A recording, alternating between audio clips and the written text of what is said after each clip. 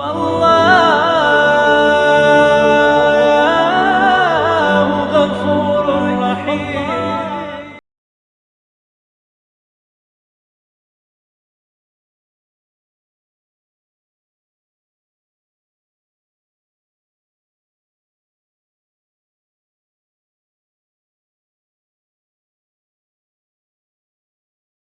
Kita duduk di majelis yang mulia ini untuk memperingati Isra wal Mi'raj baginda Nabi besar Muhammad SAW. Kita duduk di sini, kita tidak pernah memandang langsung wajahnya Nabi.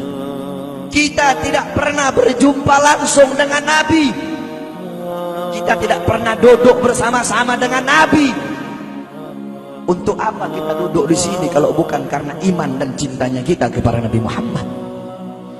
Padahal kita tak pernah berjumpa dengan Nabi, bertemu dengan Nabi nggak pernah, duduk bersama Nabi nggak pernah. Tapi kita beriman kepada Nabi Muhammad. Kita cinta kepada Nabi Muhammad. Kita umat yang dirindukan oleh Nabi, umat yang dicintai oleh Nabi.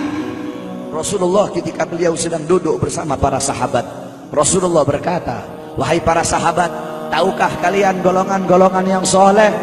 Tahukah kalian golongan-golongan yang mulia?" Sahabat berkata, "Apakah para malaikat ya Rasulullah?" Rasul berkata, "Bagaimana mungkin malaikat tidak mulia sedangkan mereka berada di sisi Allah? Ada lagi yang mulia. Apakah para nabi dan rasul? Bagaimana mungkin nabi dan rasul tidak mulia sedangkan Allah menurunkan wahyu untuk mereka? Ada lagi yang mulia. Apakah kami ya Rasulullah? Bagaimana mungkin kalian para sahabatku tidak mulia sedangkan aku berada di tengah-tengah kalian? Ada lagi yang mulia." Kata sahabat, "Allah dan engkau yang lebih tahu ya Rasul." Rasulullah menundukkan kepala, Nabi Muhammad menundukkan kepala. Dari kedua pelupuk mata beliau mengeluarkan air mata, membasahi pipi beliau sampai ke janggutnya beliau. Beliau menundukkan kepala sambil menangis dan beliau berkata, "Golongan yang mulia ini, golongan yang soleh ini, mereka golongan-golongan yang adanya nanti di akhir zaman. Mereka tidak pernah duduk bersamaku, mereka tidak pernah memandang wajahku, mereka tidak pernah mendengar langsung kata-kataku, akan tetapi mereka beriman kepadaku," kata Rasul. "Mereka umat yang aku rindukan, mereka umat yang aku cintai. Tuba liman yarani wa amana bi, wa tuba summa tuba liman lam yarani wa amana bi." Sungguh beruntung orang-orang yang beriman kepadaku, kemudian orang-orang yang melihatku kemudian beriman kepadaku. Dan sungguh beruntung, dan sungguh beruntung, dan sungguh beruntung. 3 kali keberuntungan, 3 kali kemuliaan bagi orang-orang yang tidak pernah melihatku, akan tetapi mereka beriman kepadaku. Siapa? Kita umat Nabi Muhammad SAW. Kita tidak pernah memandang wajah Nabi, tidak pernah berkumpul dengan Nabi, tapi kita beriman kepada Nabi Muhammad. Apalagi kita umat Islam Indonesia. Umat Islam Indonesia, umat yang dicintai oleh Rasulullah. As-Sayyid Al-Habib Muhammad bin Ali Al-Maliki, ketika beliau berziarah ke makam Nabi Muhammad, dalam keadaan sadar beliau berjumpa langsung dengan Nabi Muhammad. Di belakang Nabi Muhammad ada ribuan orang. Habib Muhammad pun bertanya, "Ya Rasulullah, siapa yang ada di belakangmu ini ya Rasulullah? Ribuan orang ini, ribuan golongan ini, siapa ya Rasulullah?" Rasulullah berkata, "Ini mereka yang ada di belakangku. Mereka adalah umat Islam yang aku cintai. Mereka umat Islam yang ada di Indonesia," kata Rasulullah SAW. Kita dicintai oleh Rasul. Kenapa? Coba kita lihat di Indonesia, saudara-saudara. Kalau bulan Maulud, kalau bulan Rabiul Awal, di kampung-kampung, di musola-musola, setiap masjid, setiap langgar, setiap pesantren, setiap RT, setiap RW pasti bikin maulid Nabi Muhammad. Kalau udah bulan Rajab, setiap pesantren, musola, masjid, kampung, RT, RW pasti bikin Isra wal Mi'raj baginda Nabi besar Muhammad. Negara-negara yang lain, tempat-tempat yang lain tidak seperti kita, saudara-saudara. Makanya kita menjadi umat yang dicintai oleh Rasul, umat yang dimuliakan oleh Nabi Muhammad, umat yang dirindukan oleh Nabi Muhammad SAW. Allah berkata dalam Al-Quran, "Laqad ja'akum rasulun min anfusikum azizun alaihi ma'anittum harisun alaikum bil mu'minina raufur rahim." Hei sekalian umat manusia, yang kaya, yang muda, yang tua, yang muda, yang kaya, yang miskin, mulai pejabat sampai rakyat, ulama sampai umat. Hei sekalian umat manusia, laqad ja'akum, telah sampai kepada kalian, telah datang kepada kalian rasulun, utusan Allah, min anfusikum, dari golongan kalian manusia, azizun alaihi ma anittum, sungguh berat baginya penderitaan yang kau alami, sungguh berat baginya kesusahan yang kau alami. Sebelum kalian susah, dia lebih dahulu susah. Sebelum kalian menderita, dia lebih dahulu menderita. Sebelum kalian menangis, dia lebih dahulu menangis. Sebelum kalian berdarah, dia lebih dahulu berdarah. Azizun alaihi ma antum, harisun alaikum, dia menjaga kalian, menjaga akidah kalian, keyakinan kalian, tauhid kalian, syariat kalian, sholat kalian, agar kalian tidak menyimpang, agar kalian tidak tersesat, agar kalian tetap berada di jalannya Allah. Bil mu'minina raufur rahim, kepada orang-orang yang beriman beliau sangat cinta, beliau sangat sayang, beliau mencintaimu sebelum engkau mencintainya, beliau merindukanmu sebelum engkau merindukannya. Siapa beliau? Siapa dia?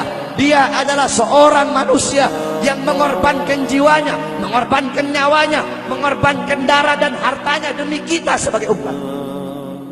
Beliau kepanasan, kedinginan, 3 hari 3 malam makan, mengganjal perutnya dengan sebongkah batu. Perut suci beliau berbunyi. Kelaparan bukan untuk dirinya, kelaparan bukan untuk anak cucunya, kelaparan demi kita sebagai umat. Beliau seorang manusia yang pipinya pernah tertusuk duri sampai tembus ke sebelah demi kita sebagai umat. Beliau seorang manusia yang pernah wajah beliau dilempari kotoran demi kita sebagai umat. Lupakah kalian dengan air mata beliau yang menetes setiap malam demi kalian? Lupakah kalian darah suci beliau yang menetes ketika berada di kota Taif, dilempari batu demi kalian? Ketika beliau pergi ke kota Taif, dahi beliau dilempar batu, darah ke beliau keluar.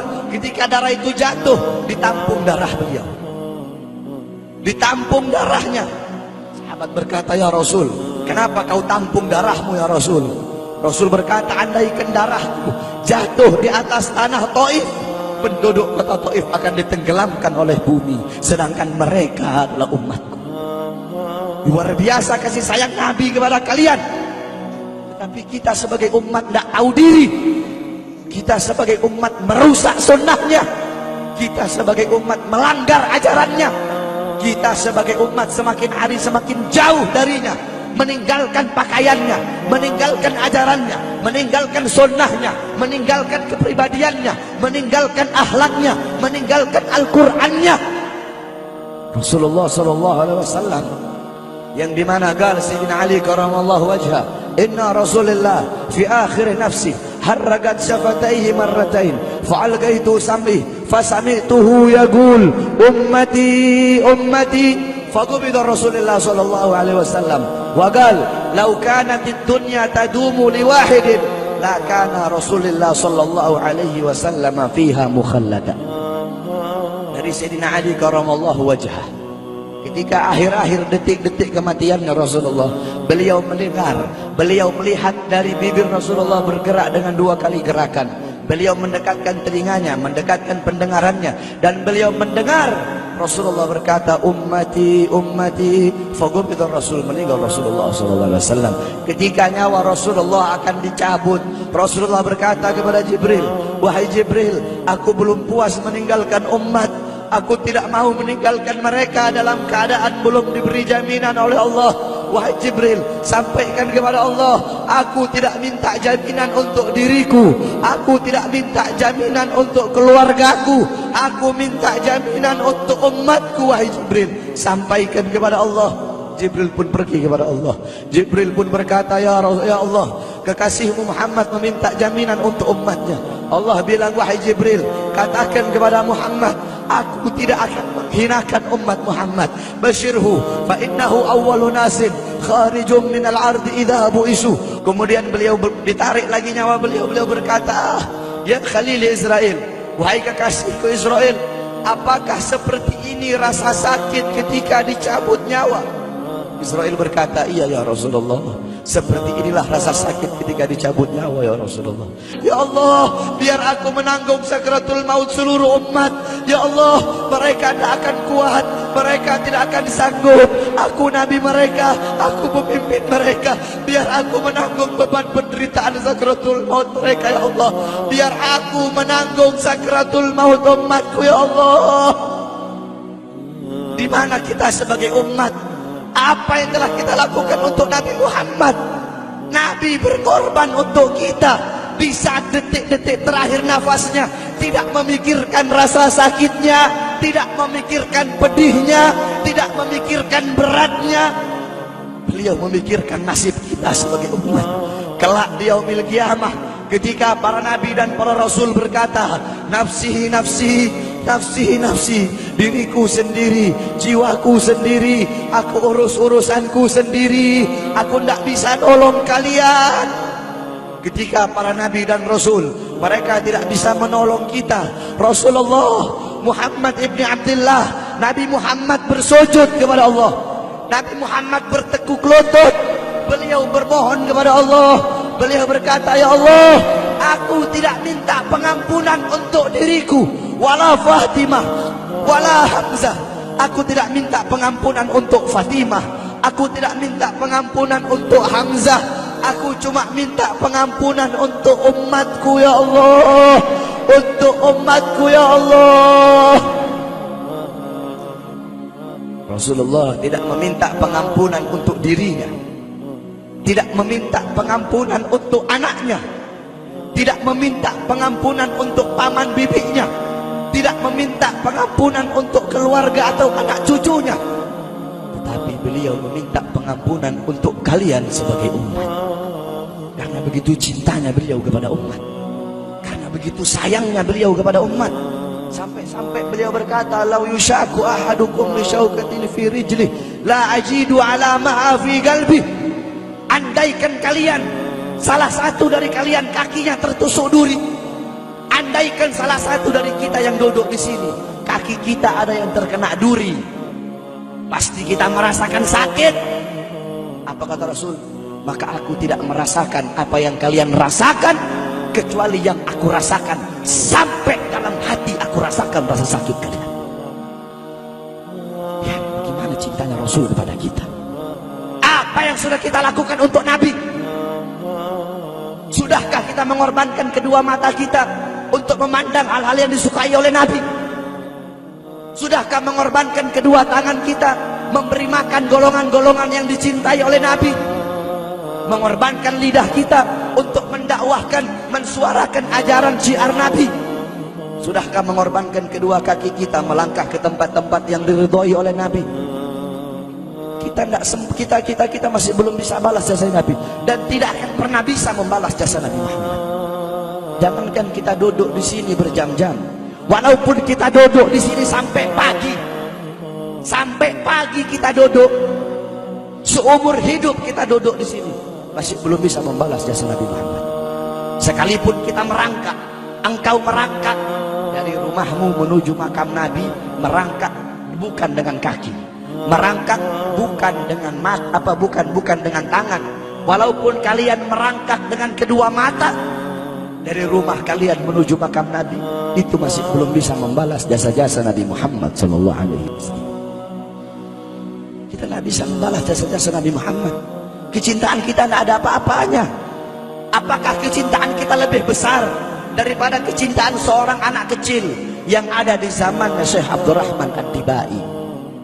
Di zaman Syekh Abdurrahman Ad-Dibai, pengarang Maulid Diba, ketika beliau ingin berziarah ke makamnya Rasul, ketika beliau ingin ziarah ke makamnya Nabi, ada satu orang anak kecil ingin ikut berziarah.